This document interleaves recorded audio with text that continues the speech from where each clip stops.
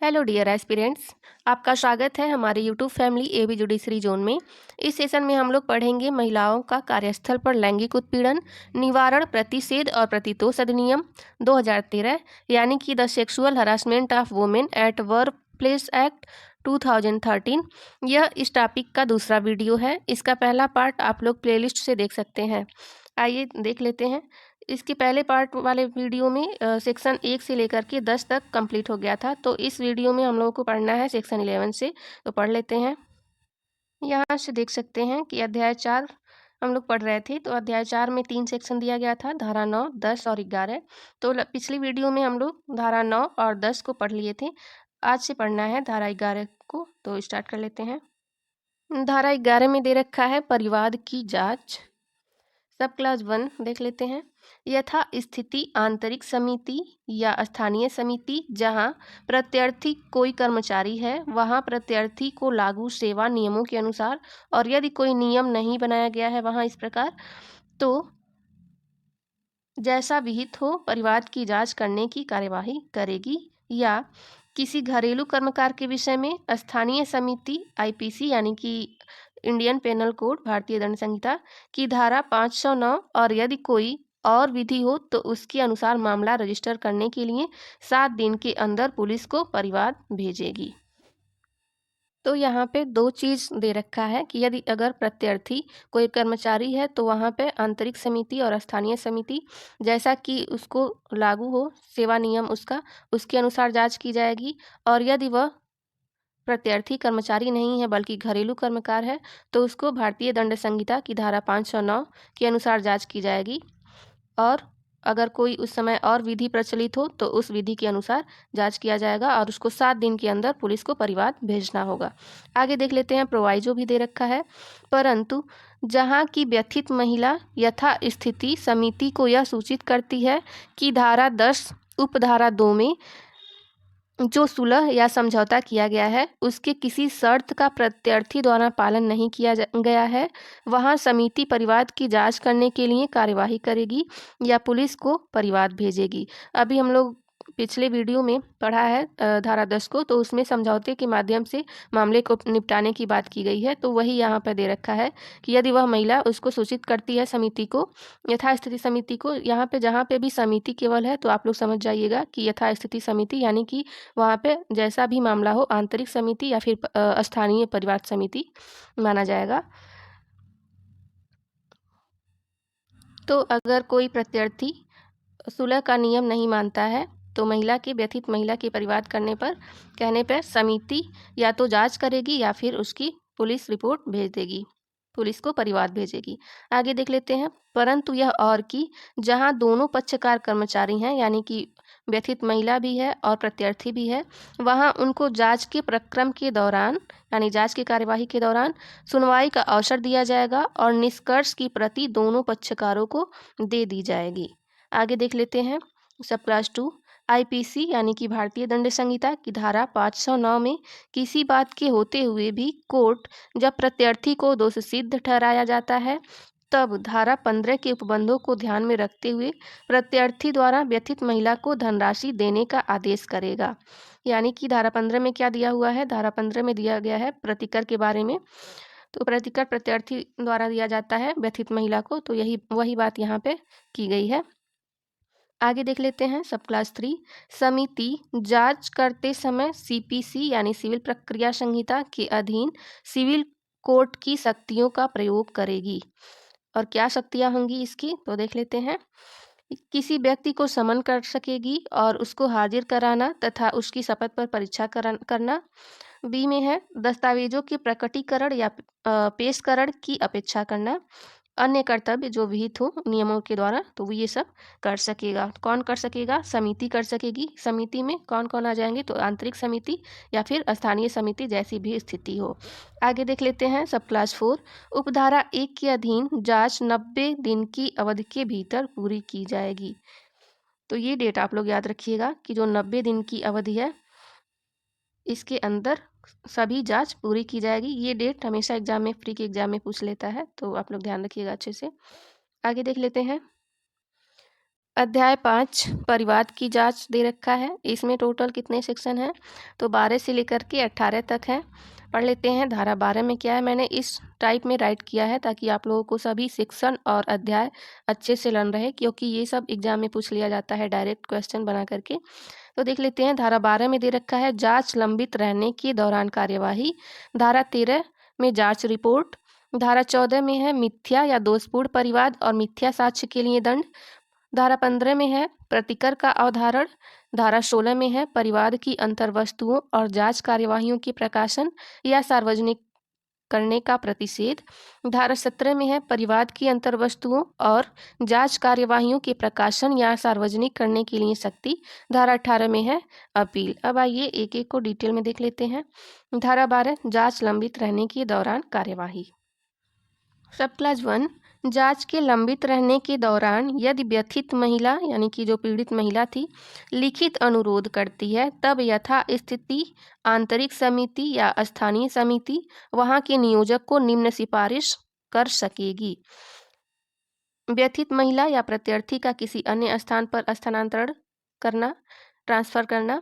B में दे रखा है व्यथित महिला को 3 मंथ यानी कि 3 महीने तक की अवधि की छुट्टी अनुदान करना और ऐसी अन्य राहत जो विहित की जाए प्रदान करना। यानी कि यदि जांच लंबित है किसी भी मामले में, तो अगर व्यथित महिला लिखित अनुरोध करती है समिति से, चाहे आंतरिक समिति या स्थानीय समिति जैसी भी स्थिति हो, तो वह क्या करेगा, वह वहाँ के नियोजक को, समिति उस कार्यस्थल के नियोजक को सिफारिश कर सकेगी कि या तो वह उस महिला का ट्रांसफ़र कर दे या फिर उसको 3 महीने की छुट्टी दे दे या फिर अन्य राहत जो वह चाहती है और जैसा नियमों द्वारा विहित हो वैसा उसको प्रदान करे।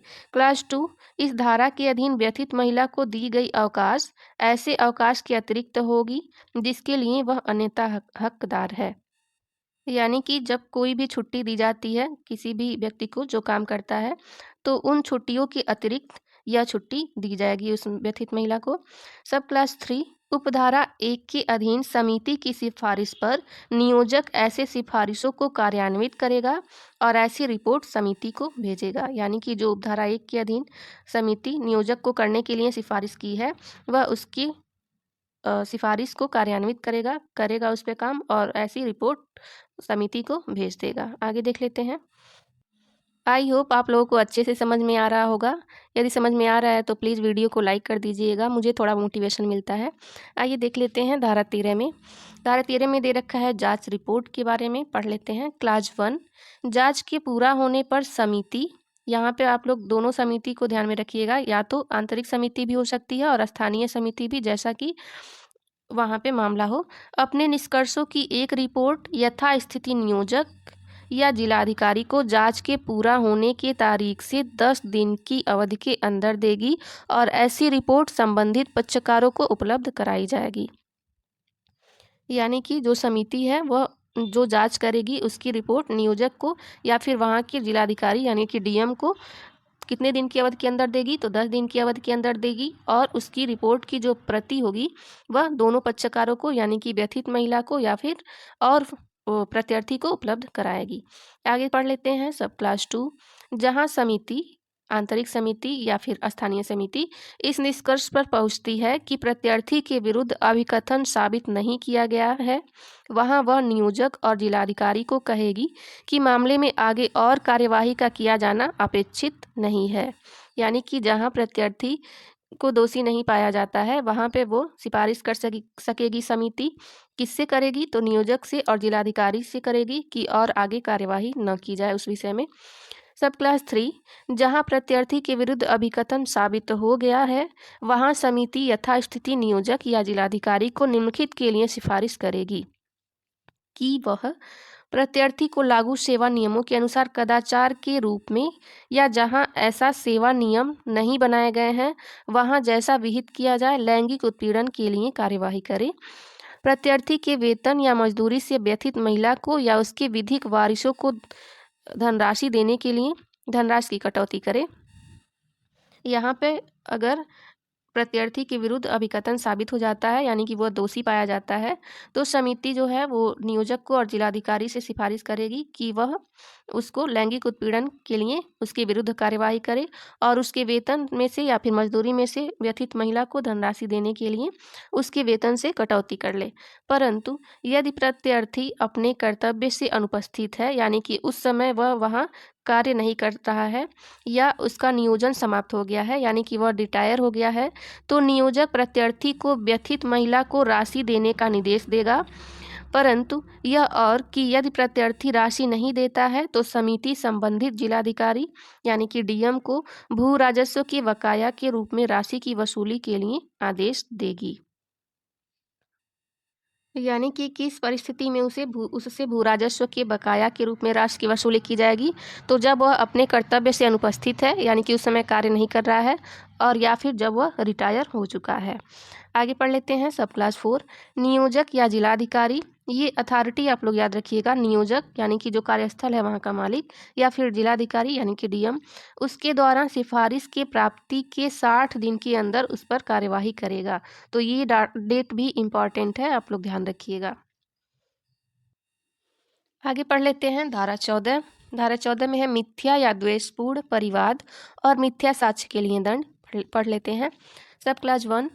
यदि प्रत्यार्थी के विरुद्ध अभिकथन द्वेषपूर्ण है या व्यथित महिला या परिवाद करने वाले व्यक्ति ने परिवाद को मिथ्या जानते हुए किया है या कोई कूटरचित या भ्रामक दस्तावेज पेश किया है, तो समिति यथास्थिति नियोजक या जिलाधिकारी को परिवाद करने वाले महिला या अन्य व्यक्ति को उसको लागू सेवा नियमों के अनुसार या जहां ऐसा सेवा नियम विद्यमान नहीं है वहां जैसा विहित किया जाए ऐसी रीति से कार्यवाही करने की सिफारिश कर सकेगी। यानी कि यदि प्रत्यार्थी के विरुद्ध कोई अभिकथन किया गया है जो द्वेषपूर्ण है या फिर उसको मिथ्या जानते हुए किया गया है कथन और कूटरचित या फिर भ्रामक दस्तावेज कोई पेश किया गया है, तो वहाँ पर समिति, आंतरिक समिति या फिर स्थानीय समिति नियोजक को या फिर जिलाधिकारी को ऐसे परिवाद करने के लिए महिला और प्रत्यार्थी के विरुद्ध कार्यवाही करने की सिफारिश कर सकेगी। परंतु भी दे रखा है, पढ़ लेते हैं। परंतु केवल किसी परिवाद को सिद्ध करने या पर्याप्त सबूत न देने के आधार पर परिवादी के विरुद्ध कार्यवाही नहीं की जाएगी। यानी कि यदि केवल पर्याप्त सबूत नहीं मिलता है तो उसके आधार पर परिवाद करने वाले व्यक्ति के विरुद्ध कार्यवाही नहीं की जाएगी। परंतु यह और कि किसी कार्यवाही के शुरू किए जाने से पूर्व विहित प्रक्रिया के अनुसार जांच करने के बाद द्वेषपूर्ण आशय सिद्ध किया जाएगा। यानी कि पूरा जांच किया जाएगा कि वह परिवाद द्वेषपूर्ण किया गया है, मिथ्या साक्ष्य के लिए किया गया है या नहीं, तभी आगे कार्यवाही की जाएगी।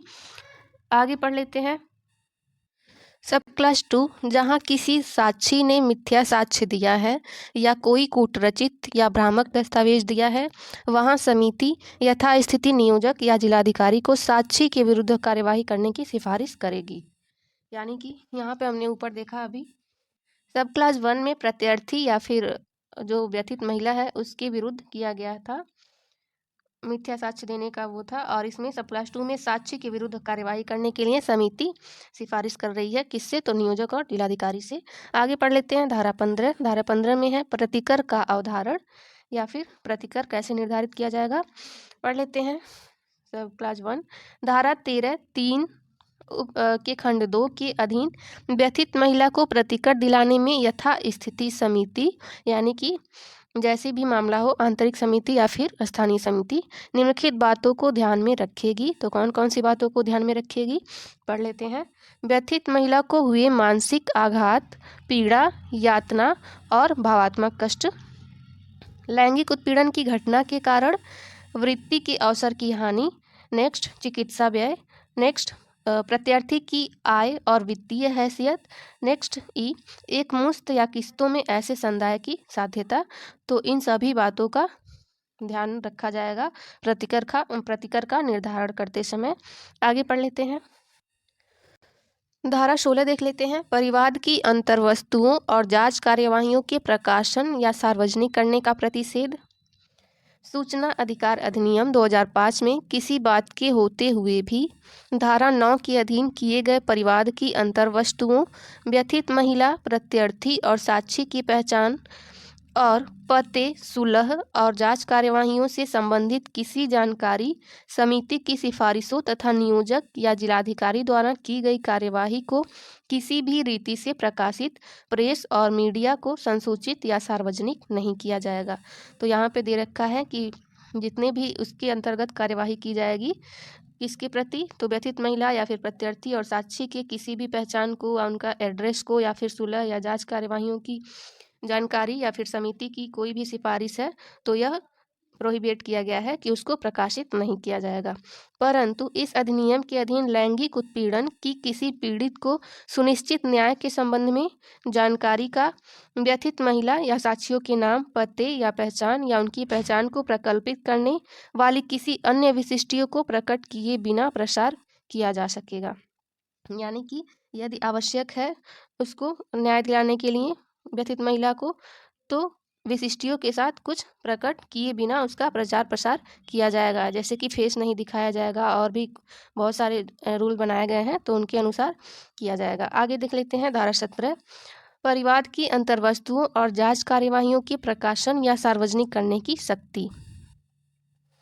जहां कोई व्यक्ति जिसको इस अधिनियम के उपबंधों के अधीन परिवाद, जांच या किन्हीं सिफारिशों या कार्यवाहियों का कर्तव्य सौंपा गया है, धारा 16 के उपबंधों का उल्लंघन करेगा तो वह शास्ति के लिए दायी होगा। यानी कि जिस चीज़ों को यहाँ पे प्रोहिबिट किया गया है धारा 16 में, यदि उसका कोई उल्लंघन करेगा तो उसको धारा 17 के अधीन शास्ति यानी कि दंड दिया जाएगा।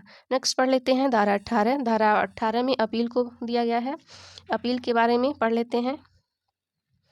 क्लाज 1 धारा 13 की उपधारा 2 या उपधारा 3 के खंड 1 या फिर 2 के अधीन, या धारा 14 में क्या है, मिथ्या या द्वेषपूर्ण परिवाद और मिथ्या साक्ष्य के लिए दंड, या धारा 17 के अधीन व्यथित कोई व्यक्ति न्यायालय या अधिकरण को कोई अपील कर सकेगा।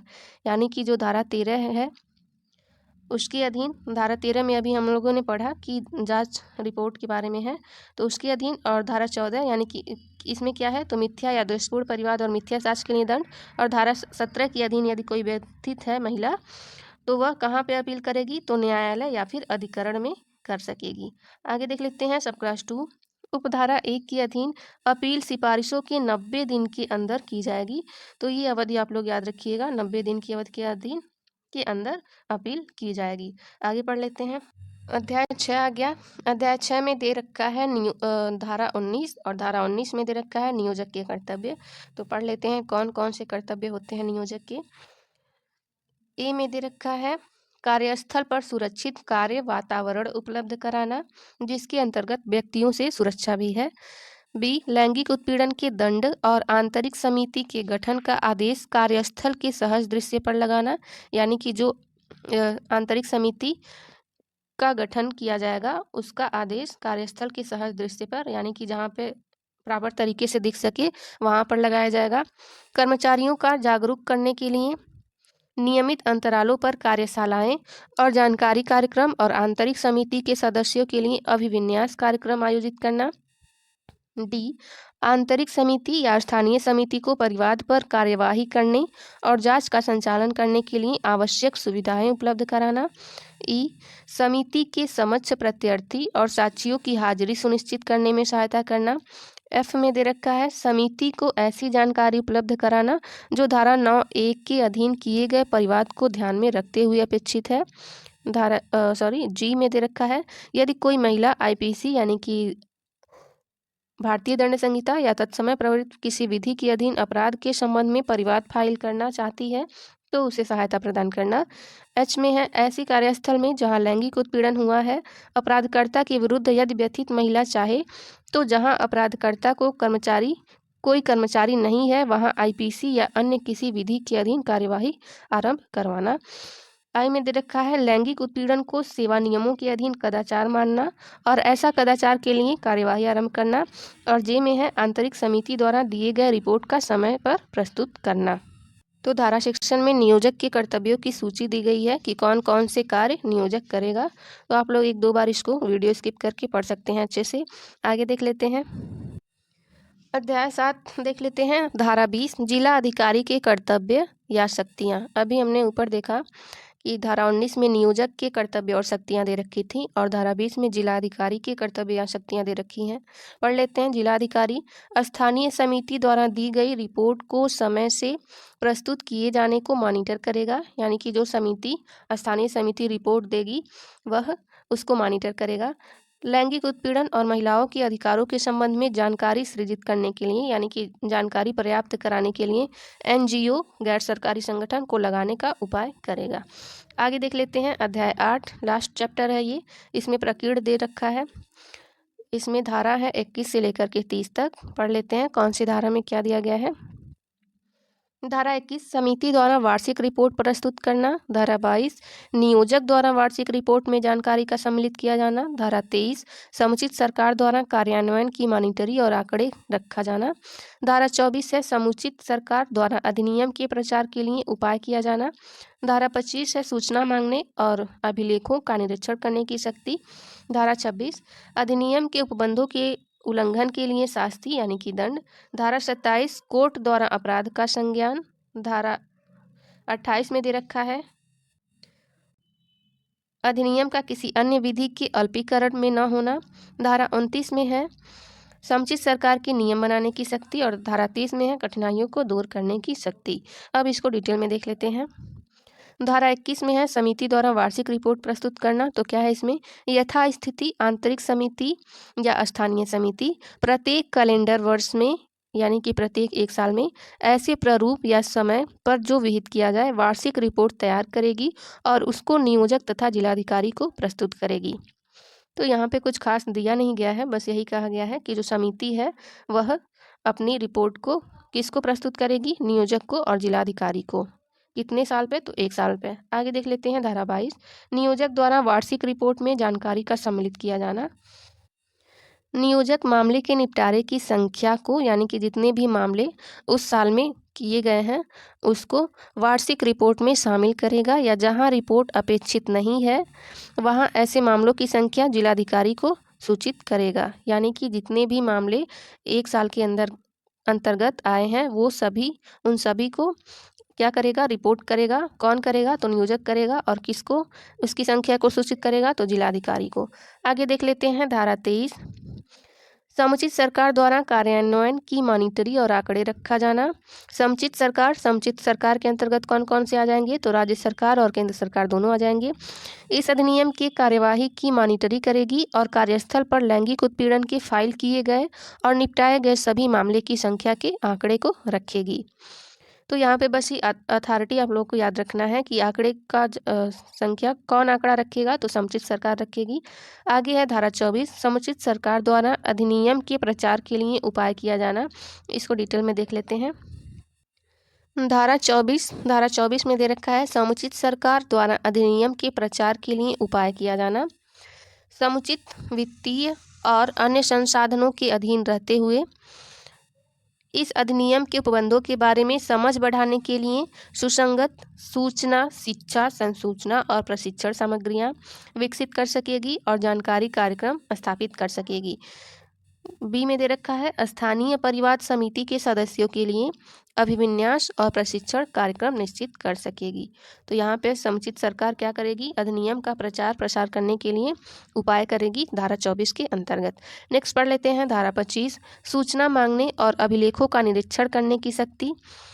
क्लास 1 यदि लोकहित में या कार्यस्थल पर महिला कर्मचारियों के हित में आवश्यक है तो समुचित सरकार लिखित आदेश द्वारा किसी नियोजक या जिलाधिकारी से लैंगिक उत्पीड़न के संबंध में लिखित सूचना की मांग कर सकेगी। यहाँ पे आप लोगों को बता दूं कि जहाँ पे आंतरिक समिति रहेगी वहाँ पे उसको सूचना नियोजक को दी जाएगी और जहाँ पे स्थानीय समिति रहेगी वहाँ पे सूचना जिलाधिकारी को दी जाएगी। तो आप लोग इस बात को ध्यान रखिएगा। आगे पढ़ लेते हैं। किसी अधिकारी को लैंगिक उत्पीड़न के संबंध में अभिलेखों और कार्यस्थल का निरीक्षण करने के लिए प्राधिकृत कर सकेगी, जो विहित अवधि में निरीक्षण की रिपोर्ट प्रस्तुत कर सकेगा। सब क्लास 2 प्रत्येक नियोजक या जिलाधिकारी मांग किए जाने पर निरीक्षण अधिकारी के समक्ष उसकी अभिरक्षा में ऐसी सभी सूचनाओं, अभिलेखों और अन्य दस्तावेजों को प्रस्तुत करेंगे जो ऐसे निरीक्षण की विषय वस्तु से संबंधित हैं। तो यहाँ पे कुछ खास नहीं है, बस यही है कि सूचना मांगा जाएगा और उसका अभिलेखों का निरीक्षण किया जाएगा। आगे पढ़ लेते हैं धारा 26, अधिनियम के उपबंधों का न पालन करने पर दंड यानी कि शास्ति। पढ़ लेते हैं कौन कौन से दंड मिलेंगे उसको। जहां कोई नियोजक धारा 4(1) के अधीन आंतरिक समिति गठित करने में असफल रहेगा, यानी कि आदेश दिया गया था धारा 4 में आंतरिक समिति गठित करने का, किसको, तो नियोजक को, वहां पे यदि वह असफल रहेगा। आगे देख लेते बी में दे रखा है धारा 13 में था जांच रिपोर्ट। धारा 14 में था मिथ्या या द्वेषपूर्ण परिवाद और मिथ्या साक्ष्य के लिए दंड। और धारा 22 में है नियोजक द्वारा वार्षिक रिपोर्ट में जानकारी का शामिल किया जाना के अधीन कार्यवाही करने में असफल रहेगा। सी में दे रखा है इस अधिनियम के उपबंधों या नियमों का उल्लंघन करेगा या प्रयास करेगा या दुष्प्रेरित करेगा उल्लंघन करने का, तो उसको 50,000 रुपये से दंडनीय किया जाएगा। तो यानी कि क्या क्या करेगा, तो यदि नियोजक धारा 4 के अधीन आंतरिक समिति को गठित नहीं करता है या फिर धारा 13, 14 और 22 का उल्लंघन करता है या फिर अन्य किसी उपबंधों का या फिर नियमों का उल्लंघन करेगा, तो वह 50,000 रुपये से दंडनीय होगा। सब क्लास 2, यदि कोई नियोजक पूर्व दोष सिद्धि के बाद पुनः दोष सिद्ध ठहराया जाता है, यानी कि एक बार पहले भी दोष सिद्ध ठहराया गया था और फिर दोबारा दोष सिद्ध ठहराया जाता है, तो वह उसी अपराध के लिए उपबंधित अधिकतम दंड के अधीन रहते हुए पूर्ववर्ती सिद्ध दोष के दंड से दुगुने के दंड का दायी होगा। यानी कि जो दंड उसे पहले किए गए अपराध में मिला था उससे दोगुने दंड दिए जाएंगे जब दूसरी बार वह अपराध करेगा। आगे पढ़ लेते हैं, परंतु तत्समय प्रवृत्त किसी अन्य विधि के अधीन अभियुक्त के अपराध के दंड से अधिक दंड विहित है तो कोर्ट देते समय यानी कि दंड देते समय उसका सम्यक संज्ञान लेगा। और यदि कोई और भी दंड है किसी और विधि के तहत, तो जब कोर्ट उसको दंड देगा तो उस दंड का भी संज्ञान लेगा। 2 में है सरकार या स्थानीय प्राधिकारी द्वारा उसके कारोबार को चलाने के लिए अपेक्षित यथास्थिति उसका लाइसेंस रद्द किए जाने या रजिस्ट्रीकरण को समाप्त किए जाने या नवीकरण या अनुमोदन न किए जाने या रद्दकरण के लिए दायी होगा। यानी कि उसका लाइसेंस भी रद्द किया जा सकता है और उसकी जो कारोबार है, बिजनेस है, उसका रजिस्ट्रीकरण भी समाप्त किया जा सकता है। आगे देख लेते हैं धारा 27, अपराध का संज्ञान। सब क्लास 1, कोई भी कोर्ट इस अधिनियम के अधीन किसी अपराध का संज्ञान व्यथित महिला या आंतरिक या स्थानीय समिति द्वारा प्राधिकृत व्यक्ति के परिवाद पर ही लेगा। तो ये चीज़ आप लोग ध्यान रखिएगा अच्छे से कि परिवाद किसके आधार पर ली जाएगी। तो यदि कोई व्यथित महिला करती है या फिर आंतरिक या स्थानीय समिति करती है या फिर उसके द्वारा कोई प्राधिकृत व्यक्ति है, तो उसके परिवाद पर ही संज्ञान लिया जाएगा। सब क्लास 2, महानगर मजिस्ट्रेट या प्रथम वर्ग न्यायिक मजिस्ट्रेट ही अपराध का विचारण करेंगे। तो ये सब क्लास वेरी इंपॉर्टेंट है कि कौन अपराध का विचारण करेंगे, तो महानगर मजिस्ट्रेट या फिर प्रथम वर्ग न्यायिक मजिस्ट्रेट। सब क्लास 3, इस अधिनियम के अधीन प्रत्येक अपराध असंज्ञेय होगा। आगे देख लेते हैं धारा 29, समुचित सरकार की नियम बनाने की शक्ति। धारा 28 देख लेते हैं। अभी हमने ऊपर धारा 27 को पढ़ा है। धारा 27 में हमने पढ़ा कोर्ट द्वारा अपराध का संज्ञान, और धारा 28 में है अधिनियम का किसी अन्य विधि के अल्पीकरण में न होना। इस अधिनियम के उपबंध किसी अन्य विधि के उपबंधों के अतिरिक्त होंगे, न कि उनका अल्पीकरण करेंगे। यानी कि यदि किसी अन्य विधि में ऐसा प्रावधान किया गया है तो जो इसमें बनाया गया है नियम वह उसके अतिरिक्त होगा, न कि उसको कम करेगा, यानी कि अल्पीकरण करेगा। आगे पढ़ लेते हैं धारा 29, समुचित सरकार की नियम बनाने की शक्ति। समुचित सरकार की नियम बनाने की शक्ति सब क्लास 1 में देख लेते हैं। केंद्रीय सरकार इस अधिनियम के कार्यान्वयन के लिए राजपत्र में अधिसूचना द्वारा नियम बना सकेगी। ऐसे नियम निम्नलिखित किन्हीं या सभी विषयों पर उपबंध कर सकेगी। तो देख लेते हैं धारा 4(4) के अधीन सदस्यों को दी जाने वाली फीस या भत्ते के संबंध में। बी, धारा 7 सब क्लास 1 सी के अधीन सदस्यों का नाम निर्देशन। सी में है धारा 4 उपधारा 4 के अधीन अध्यक्ष और सदस्यों को दी जाने वाली फीस और डी में है धारा 9 उपधारा 2 के अधीन परिवाद करने वाले व्यक्ति के विषय में। धारा 11 के अधीन जांच की रीति। धारा 11(2) के खंड सी के अधीन जांच करने की शक्तियाँ। धारा 12 उपधारा 1(c) के अधीन सिफारिश की जाने वाली राहत। धारा 13 उपधारा 3 के खंड 1 के अधीन की जाने वाली कार्यवाहियों की रीति। धारा 14(1)(2) के अधीन की जाने वाली कार्यवाहियों की रीति। धारा 17 के अधीन की जाने वाली कार्यवाहियों की रीति। धारा 18(1) के अधीन अपील की रीति। धारा 19(c) के अधीन कार्यवाही की रीति। धारा 21 उपधारा 1 के अधीन आंतरिक और स्थानीय समिति द्वारा वार्षिक रिपोर्ट तैयार करने के लिए प्रारूप और समय। तो ये सभी लिस्ट आप लोग एक बार ध्यान में रखिएगा कि इन सभी मामलों में कौन बनाएगा नियम, तो केंद्रीय सरकार बनाएगी। आगे पढ़ लेते हैं सब क्लास 2। केंद्रीय सरकार द्वारा बनाया गया प्रत्येक नियम प्रत्येक सदन के समक्ष 30 दिनों के लिए रखा जाएगा। यह अवधि 1 या 2 सत्रों में पूरी हो सकेगी। यदि सदन नियम में परिवर्तन करने के लिए सहमत होते हैं तो वह ऐसे परिवर्तित रूप में ही प्रभावी होगा। यदि दोनों सदन सहमत हो कि नियम नहीं बनाया जाएगा तो वह नियम निष्प्रभावी हो जाएगा। परंतु नियम के इस प्रकार परिवर्तित या निष्प्रभावी होने के पूर्व की गई किसी बात पर प्रतिकूल प्रभाव नहीं पड़ेगा। आगे देख लेते हैं उपधारा 4 किसी राज्य सरकार द्वारा। धारा 8 उपधारा 4 के अधीन बनाया गया कोई नियम बनाए जाने के बाद जहां राज्य विधानमंडल के 2 सदन हैं वहां दोनों के समक्ष तथा जहां एक सदन है वहां उसके समक्ष रखा जाएगा। तो हम लोगों ने एक चीज़ देखा कि जो राज्य सरकार की अथॉरिटी है वह केवल धारा 8(4) के बारे में है और केंद्र सरकार की जो शक्ति है नियम बनाने की वह उसकी लिस्ट यहाँ पे दे रखी है। आगे पढ़ लेते हैं धारा 30।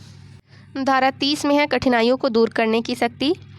पढ़ लेते हैं केंद्रीय सरकार कठिनाइयों को दूर करने की उपबंध कर सकेगी, परंतु इस धारा के अधीन ऐसा कोई आदेश इस अधिनियम के प्रारंभ से 2 साल के समाप्ति के बाद नहीं किया जाएगा। तो ये ईयर आप लोग ध्यान रखिएगा।